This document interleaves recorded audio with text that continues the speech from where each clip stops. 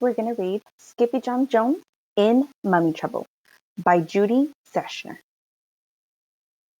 Skippyjon Jones in Mummy Trouble. For Carol and Steve, and muchas gracias to Lucia, Stephanie, Heather, Sara R, Sarah P, and the many who make Skippy bounce. Con mucho cariño, Mamita. Skippyjon Jones did his very best thinking outside the box. And this twisted his mama's whiskers tighter than a Texas tornado.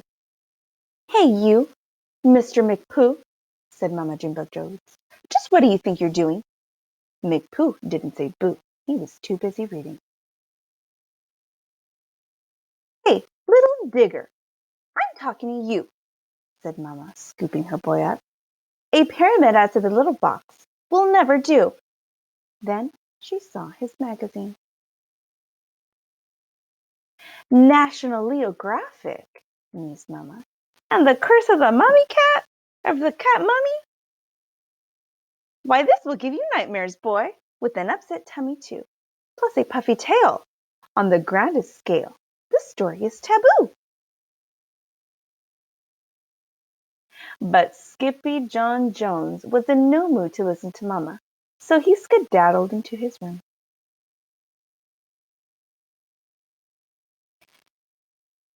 And for a really good bounce on his big boy bed, he bounced once, he bounced twice.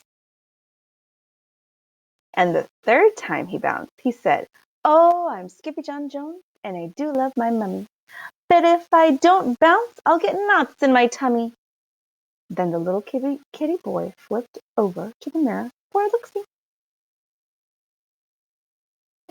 "Holy smokeito!" exclaimed Skippyjon Jones. "I know you," he said to the doggy in the mirror. "Your ears are too big for your head. Your head is too big for your body. You're not a Siamese cat." Then, using his very best Spanish accent, he said, "You are a steal the big chihuahua, dude. The whole enchilada." And they just might like enchiladas in Egypt, thought Skippy. So the kitty boy donned his mask and cape and began to sing in a muy soft way. "My name is Skippito Frisquito, and I'm off to see old Geppetto. My chicos insist, and I dare not resist the chance to go meet a mamito." In the meantime, his little sisters, Jezebel, Jillyboo, and Jujubee, rolled into his room with a plan of their own. But the kitty boy was already deep inside his closet, on his way to ancient Egypt. And paddling down the river Nile, who should sail right past but a kooky crocodile, hunkered down on his lumpy bumpy back, where all his old amigos, the chimichangos, pack. "¿Dónde vas?" called out Skippito. "We're going to the undermundo," answered Chihuahuas. "Not to the underwear," exclaimed Skippito. "No, no, no," said the Puchitos. "You silly little beast, to the underworld, where mumitos rest in peace." "Peas?" exclaimed Skippito. "Who wants to sleep in peas?" "We do," said the doggies. "We hear they are to die for." "You mean they are better than the frijoles?" asked Skippito. "Sí, mucho mejor, señor," said Poquito Tito. "Vámonos," said Skippito. "What are we waiting for?" But then Don Diego, the biggest of the small ones, spoke up. "Hold your ponies, Pepito. To get to the undermundo, we first have to answer the riddle of the Sphinx." "But I'm not good at riddles," said Skippito. "No problema," said Poquito Tito. "You have a muy big brain." Then they set forth from the Rio Nile to find the Sphinx. The muchachos began to scheme. "Skippy, Skipple, Skippito, we only have one chance, to pass by the Sphinx. So don't be a jinx.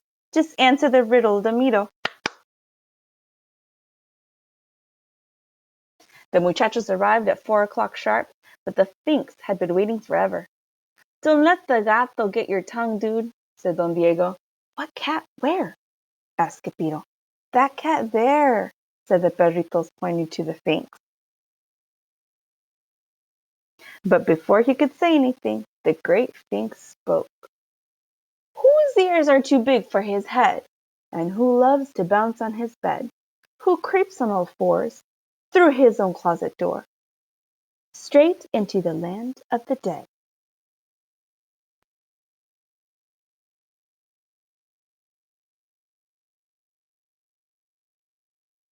Skippyjon knew the answer to this riddle, but he was so nervous he coughed up a little furball.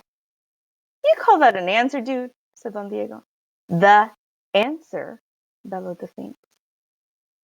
So, with his permission, the perritos were free to pass on to the tomb of the king rootin' tootin' kitten kabootin'. When they finally reached the pyramid, the doggies burst into song and dance. Oh, see, oh, say, Osiris. Our boy had a touch of the virus. He coughed up a ball, so the Sphinx made a call, and now it's inscribed on papyrus. But when Skippyjon saw how dark it looked in the pyramid, he began to feel queasy. My tummy hurts, he groaned, and my tail is getting puffy too.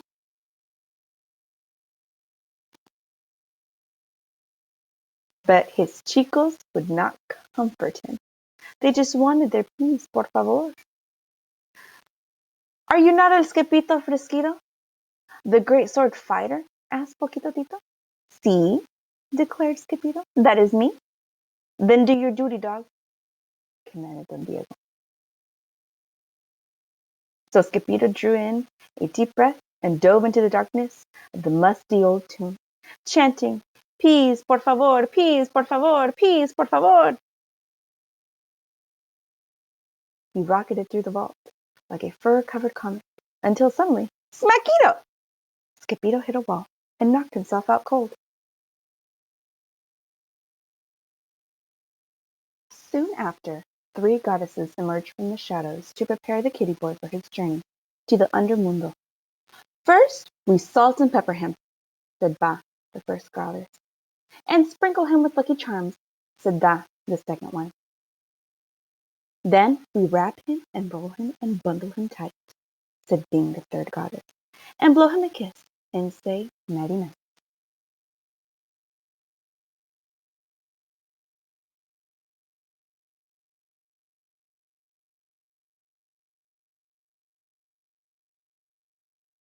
Then the trio rolled the wrapped cat down the ramp into the king's burial chamber. Across the room stood the 4,000-year-old sarcophagus of the king, rootin' tootin' kitten kabootin'. And just as they were about to deliver El Skipito Mumito, he rolled right into the feet of the old, moldy mummy. Bada bing, moaned the king as he stretched out his paws. I need to rest in peace. Peace? Screamed El Skipito Mumito, waking up in a flash. And quicker than you can say mummies, mumps, and measles, he grabbed 2 paws full of peas and hightailed it home. When los chimichangas saw El Skipito Momito come rolling out of the pyramid, they went into a real tailspin. Then all the doggies began to chant. Green chicharros hot, green chicharros cold, the best chicharros in the world are those that Skipito holds. But El Skipito Momito was too scared to slow down, so he chucked the peas at his chicos and kept right on running. Straight into the arms of his mummy. What's the matter, Fuzzy Bug? Asked Mama Junebug Jones. Skippyjon Jones looked back over his shoulder to see if the 3 spirits were still chasing him. Bada bing, he wailed, dropping the last of his peas. Then 3 giggling goddesses raced into the room after Skippyjon, and their puppets on a roll of toilet paper. We're going to wrap you and roll you and bundle you tight, they sang, and check you for cooties, then kiss you goodnight.